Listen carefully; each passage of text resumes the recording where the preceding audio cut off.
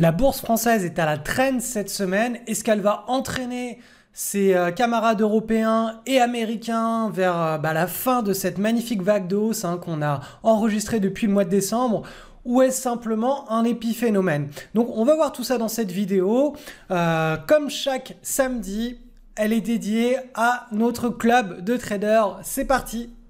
Alors nous voilà donc face au graphique du CAC 40 avec dividendes bruts réinvestis. C'est en unité de temps daily, journalier, c'est-à-dire que donc une barre, un chandelier est égal à une journée. Et regardez au cours de cette semaine, donc 1, 2, 3, 4, 5 barres. Ces 5 barres, c'est les 5 jours de cotation de cette semaine. Eh bien, on a cassé par le bas cette petite pattern. Alors certains chartistes y verront une tête épaule, tout simplement comme ça. Épaule, tête, épaule, bim, on casse par le bas. D'autres y verront simplement un double sommet larvé. Quoi qu'il en soit, le pivot a été cassé là, cette semaine. On est en train d'effectuer un rebond sur le pivot. Et donc là, a priori, on ne sait pas si on est en train de repasser au-dessus du pivot et donc d'annuler au final la cassure qu'on a eue cette semaine, ou si c'est simplement un rebond dans une vague de baisse un peu plus profonde qui nous permettrait d'aller chercher le bas du canal haussier. Donc dans ce cas de figure, si on venait chercher le bas du canal haussier, on se retrouverait toujours dans un marché haussier. On est simplement en train d'effectuer une vague corrective. Dans le pire des cas, là, actuellement, on se retrouverait dans une vague corrective en plein marché haussier. Si on récupère à la hausse le pivot ici, tout simplement, le signal de baisse du marché français sera annulé. Donc, quand on est dans ce genre de situation, le plus simple, c'est tout simplement d'aller voir ce qui se passe sur les autres indices, à savoir le DAX et le SP500 et le Nasdaq pour savoir si on a ce signal-là sur les autres indices. Auquel cas, si on a une cassure à la baisse sur tous les autres indices mondiaux, on peut commencer à s'inquiéter d'une correction un peu plus profonde. Et si ce n'est pas le cas, on peut rester optimiste sur la reprise du pivot et tout simplement une consolidation un petit peu plus large. Donc c'est ce qu'on va faire dès maintenant. On va aller voir le DAX. Et là, regardez le DAX, qu'est-ce qui s'est passé? On est dans un canal haussier que je vous ai dessiné en bleu. On a eu la première cassure de cette consolidation là que vous voyez pendant septembre, octobre, novembre. Là, en décembre, on a cassé à la hausse. On a dessiné une belle vague de hausse. On a une autre petite consolidation ici qui a été cassée donc fin janvier. Et là, tout simplement, on est en train de corriger, de dessiner une nouvelle consolidation. Donc sur le DAX, on n'a pas de signal de baisse. Vous voyez, on n'a pas de pivot qui a été cassé à la baisse. Le pivot cassé à la baisse, ce serait celui-ci. Et il n'a pas, alors je vais le dessiner, voilà, on n'a pas eu de signal de baisse sur le DAX. Donc ça signifie tout simplement qu'il faut tempérer la puissance du signal qui a été lancé sur le CAC 40 et se dire, ok, déjà, sur le marché européen, il y a juste le CAC 40, le DAX ne lance pas de signal de correction, donc a priori, de correction de baisse. Donc a priori, on est simplement dans un état léthargique de consolidation, ce qui est plutôt normal de respirer après une telle vague de hausse telle qu'on l'a connue au mois de décembre, janvier. On va aller voir maintenant sur le marché américain, voir ce qui se passe. Et là, sur le marché américain, on est toujours bien haussier. Sur le marché américain, on a eu ce signal de hausse la semaine, donc la séance du 24 et 25 janvier. Là, simplement, on est en train de consolider. Alors certes, on est sur le haut du canal. Donc on est dans une situation un peu de surchauffe, mais pour le moment, on n'a toujours pas de signal de baisse. On n'a rien, on n'a cassé aucun pivot vers le bas. Donc là, aucun signal sur le SP500. On va aller voir sur le Nasdaq maintenant. Et sur le Nasdaq, là, on est carrément haussier, on est en plein momentum. On est dans une belle vague de vélocité. Vous la voyez, je l'ai dessiné en bleu, ce support bleu. Donc là, tout simplement, correction, explosion, impulsion, c'est pas correction d'ailleurs, c'est consolidation, impulsion, consolidation, et là on s'attend à avoir une nouvelle impulsion, donc fin de consolidation, et on s'attend à avoir une nouvelle impulsion vers notre objectif de hausse sur le Nasdaq qui est autour des 5850 points.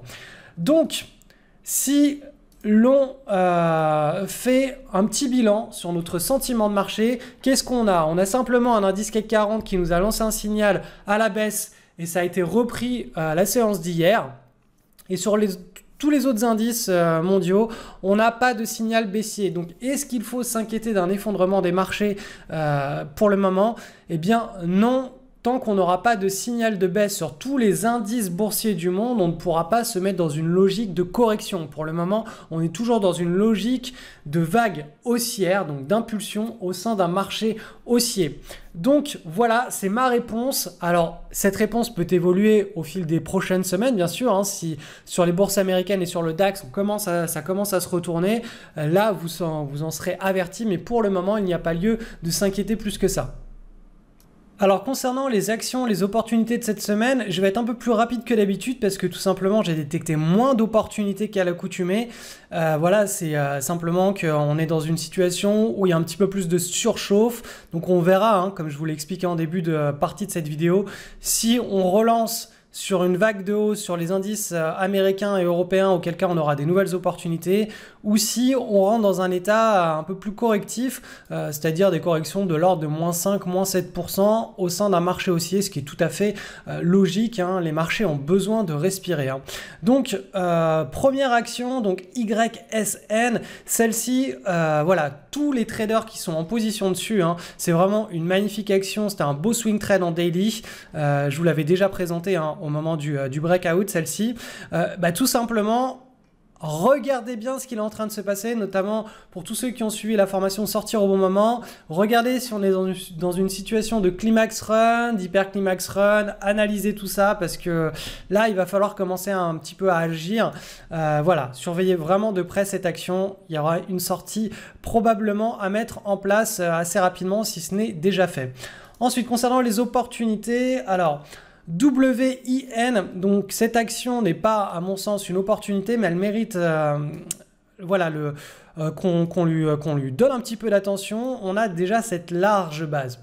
Vous le savez, vous avez l'habitude de me suivre, hein, sauf si vous êtes nouveau.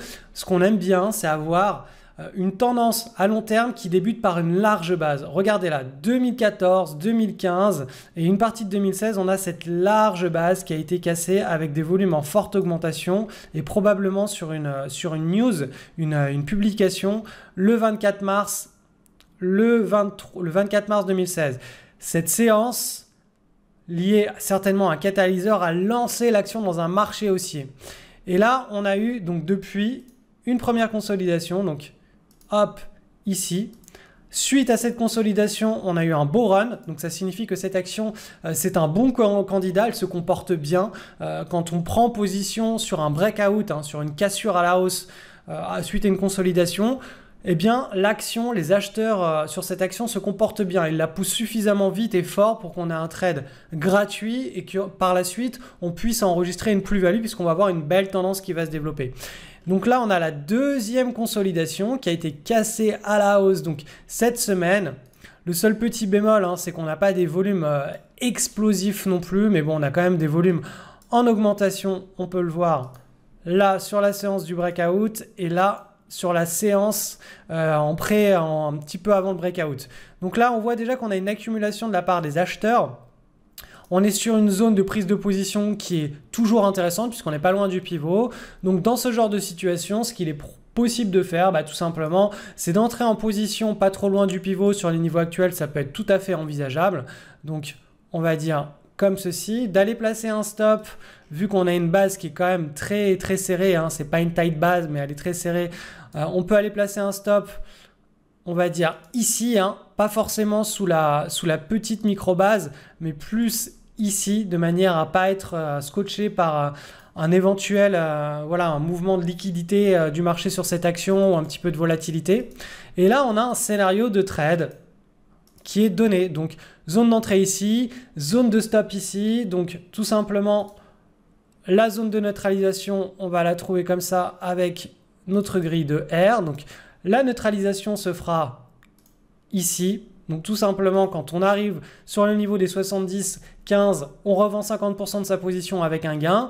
Le reste de la position, on surfe la tendance pour encaisser un accident positif de richesse. Voilà la logique, hein, de tous nos trades. C'est vraiment quelque chose qu'il faut comprendre. Je sais qu'il y a beaucoup de traders qui veulent garder une position à 100% sur une action puisqu'ils se disent oui mais si elle explose à la hausse, eh bien je n'ai plus que 50% de ma position dessus donc je gagne 2 fois moins. Oui mais en trading ce que l'on regarde avant tout c'est combien on est prêt à perdre et la gestion de son risque. Et les gains, c'est ensuite. Les gains, c'est une conséquence, c'est secondaire.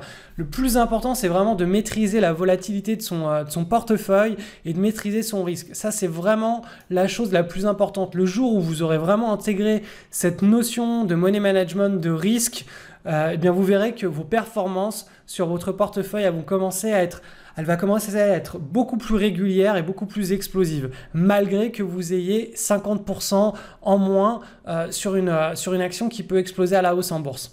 Donc bien sûr, hein, pour ceux qui suivent le plan des requêtes de marché, le plan est un petit peu différent puisque la logique de trade est un petit peu différente. Donc, c'est pas sur le R1, voilà, il y a d'autres choses à voir, mais la logique est toujours la même. Hein. Le socle est vraiment toujours le même. On va passer maintenant à une autre action, donc ça va être TSBK. Celle-ci, c'est plus en mode requête de marché, justement. Vous voyez qu'on a un beau momentum sur cette action qui est passée de 12 € à 21 € en l'espace de moins d'un an. Et là, on a une petite base assez mignonne. Le seul problème ici, c'est que, eh bien, on n'a pas les volumes qui suivent. Hein. Vous voyez que là, on a eu le breakout ici, mais les volumes sont quand même timides. Cependant, voilà, le contexte général sur cette action est vraiment très bon et il est de type requête de marché. Dernier titre pour cette semaine que je vous présente, c'est OPN. Donc, c'est une action qui a réagi très bien au breakout. Hein. Comme je vous le répète sans arrêt, le meilleur indicateur du comportement futur d'une action est son comportement passé. Donc, si vous avez une action qui évolue de manière erratique, qui a une mauvaise volatilité, qui suite à un breakout n'évolue pas bien ou évolue de manière trop volatile, eh bien voilà, c'est un indicateur de son comportement passé et c'est la meilleure façon de prévoir son comportement futur. Si vous avez le dernier élève de la classe qui est toujours mauvais au fil des années, qui est toujours mauvais à chaque fois qu'il passe une classe, voilà, si vous faites un pari, il vaut mieux parier sur le fait qu'il sera mauvais à l'étape d'après.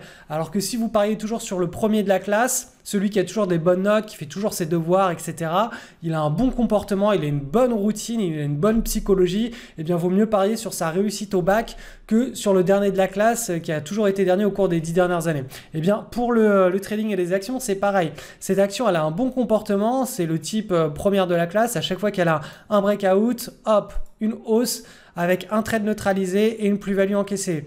Un autre breakout, une hausse qui nous permet de neutraliser le trade et d'encaisser une plus-value. Un autre breakout, idem. Donc là, qu'est-ce qui s'est passé? On a une tasse avec une anse. Là, on a le breakout ici avec les volumes qui sont arrivés le lendemain. Alors, la pattern en elle-même n'est pas très belle. À mon sens, il y a mieux sur le marché parce qu'elle a quand même bien corrigé. Elle a fait un énorme creux. Voilà, ça a remonté. Alors, dans la remontée, c'était très bon puisqu'on a eu des volumes assez explosifs. Et on voit bien que les volumes, là, ici, trahissent le comportement des acheteurs. Il n'y a pas de vendeurs sur cette pattern, il n'y a que des acheteurs. À chaque fois qu'il y a des hausses, il y a des volumes extraordinaires. À chaque fois qu'il y a des baisses, il n'y a pratiquement pas de volume extraordinaire. Donc, ça signifie qu'il y a une forte accumulation sur ce titre. Mais voilà, c'est pas la plus belle pattern du marché. Donc, ça fait partie des breakouts qui sont remarquables cette semaine, mais ce n'est pas non plus la plus belle pattern de du marché. Si on regarde sur un mois glissant, on a eu des bien plus belles patterns. Cependant, voilà, ça peut être si vous avez des cartouches encore. Hein, je vous rappelle que l'idéal, c'est de s'autoriser 6 cartouches, c'est-à-dire 6 trades à risque en simultané au maximum.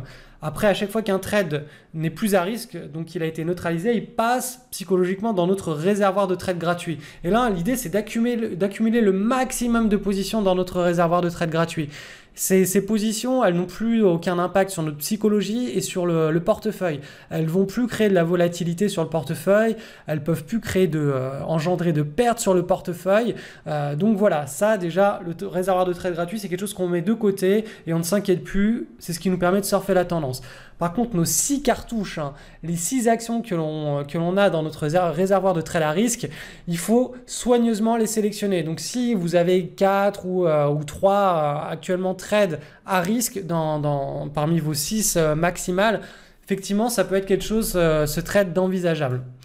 Donc, voilà, on a fait le point sur les actions pour cette semaine. Alors si vous voulez en savoir un petit peu plus sur toutes ces techniques de trading, toute cette routine qui au final ne prend qu'une demi-heure par soir quand on est habitué à la suivre, c'est 30 minutes par soir. On a entre la clôture des marchés et l'ouverture le lendemain, donc ça nous laisse la soirée, la nuit et le lendemain matin. Donc même si vous vivez à l'autre bout du monde, vous trouverez forcément la moitié de la journée puisque c'est des moitiés de journée où les marchés ne sont pas ouverts. Pour pouvoir suivre votre routine, eh bien, si vous êtes dans ce cas-là, ça vous intéresse tout ça, je vous ai mis tout simplement un parcours en 3 étapes pour pouvoir acquérir toutes les bases, tous les outils, tous les bons réflexes pour faire du swing trading sur les actions. Donc, le lien est en descriptif de cette vidéo. Et vous avez aussi l'accès à une webconférence qui a duré, alors je sais plus, je crois que c'est 2 ou 3 heures, qui est tout en bas de cette page. Vous avez aussi des témoignages de traders qui suivent ces routines, donc témoignages vidéo, des témoignages écrits. Donc, je vous encourage vraiment à aller sur cette page et à lire et à faire vos recherches dessus. Vous allez forcément apprendre des choses très intéressantes qui vous permettront notamment d'évoluer. Vous savez, il y a 5 étapes pour passer d'un trader débutant à un trader rentable. Voilà, ça va vous permettre de vous situer et de savoir sur quel point travailler en particulier. Donc, je vous le répète, le lien est juste en dessous de cette vidéo ou dans le descriptif de cette vidéo. Je vous souhaite une excellente semaine sur les marchés. À bientôt.